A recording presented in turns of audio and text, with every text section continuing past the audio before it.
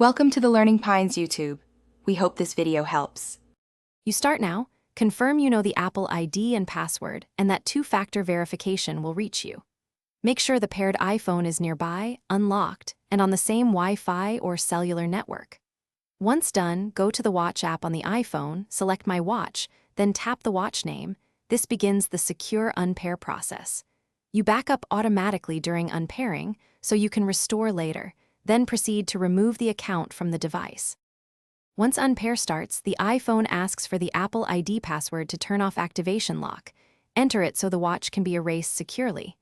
If you cannot access the paired iPhone, sign into iCloud.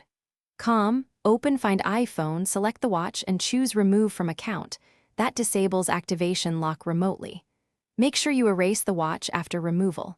Settings, General, Reset. Erase all content and settings. This guarantees the watch is fully disassociated and ready for a new owner or fresh setup. Finish by confirming the Apple Watch displays the Hello/Setup screen.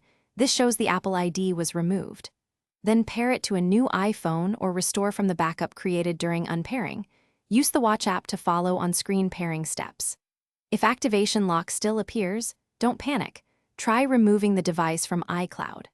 Again, or contact Apple support with the original proof of purchase, because they can clear activation lock when ownership is verified. Thanks for watching. Consider subscribing if we helped you.